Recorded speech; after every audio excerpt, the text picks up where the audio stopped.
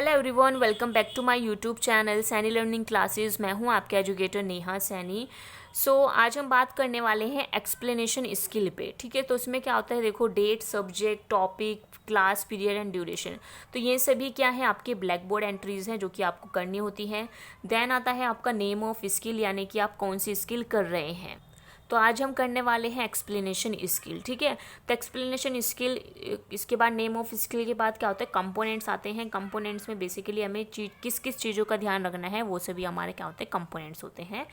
तो सबसे पहला कंपोनेंट है कि use of appropriate words and example to connect thought and statement, कि आपको एप्रोप्रिएट शब्दों का प्रयोग करना है, उदाहरण के बच्चों के जो विचार हैं उनसे कनेक्ट करके आपको अपने स्टेटमेंट और उदाहरण को देना है। ठीक है, नेक्स्ट है क्लैरिटी इन इंट्रोड्यूसिंग स्टेटमेंट। आपकी जो क्लैरिटी होनी चाहिए जब आप कोई भी चैप्टर का स्टेटमेंट दे रहे हैं, उसके अंदर आपकी एक क्लैरिटी होनी चाहिए, यानी कि जो आप चैप्टर पढ़ा रहे हैं उसके अंदर आपको क्लैरिटी होनी चाहिए कि आप क्या पढ़ा रहे हैं। ठीक है, नेक्स्ट आपको कि यूज़ करना है relevant visual technique and examples का। ठीक है, जो बच्चे देख सकें, देख करके समझ सकें, उन सभी टेक्निक्स का आपको यूज़ करना है और एग्जांपल्स के साथ आपको बच्चों को पढ़ाना है।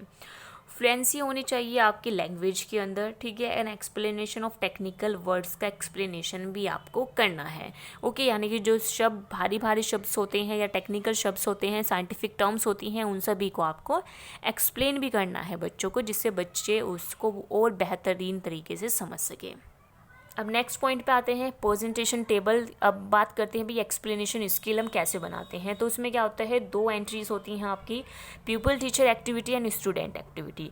तो एक्सप्लेनेशन स्किल में बेसिकली क्या होता है, जो टीचर है वो क्या करता है, एक्सप्लेन करता है। ठीक है, कोई भी आप टॉपिक ले लीजिएगा जो कि आप 5 to 7 मिनट में पढ़ा सको, और उस टॉपिक को आपको क्या करना है, एक्सप्लेन करना है। ठीक है, मैंने यहाँ पर लिया है force and it's type.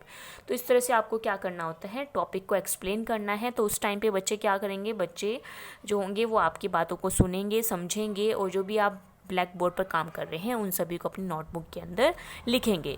Okay, next आता है इंडिकेटर्स। इंडिकेटर्स में बेसिकली यही है 0 1 2 3 4 5। तो 0 का मतलब होता है एक्सट्रीमली वीक, 1 का मतलब होता है वेरी वीक, सेकंड का मतलब होता है वीक, थर्ड का मतलब होता है एवरेज, 4 का होता है गुड, 5 का होता है वेरी गुड। ठीक है, फिर देन आपकी क्या बनती है, इवैल्यूएशन टेबल बनती है। इवैल्यूएशन टेबल में आपके क्या होते हैं, serial number, components and indicators. तो बेसिकली जो कंपोनेंट्स अभी मैंने पढ़े थे वो सभी आपको यहाँ लिखने हैं।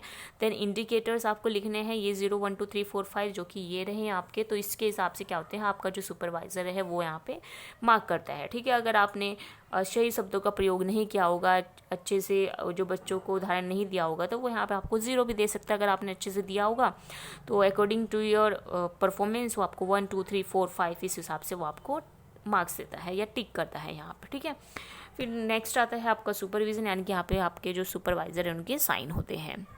So that's all for explanation skill. मिलते हैं नेक्स्ट सेशन में। I hope you like it.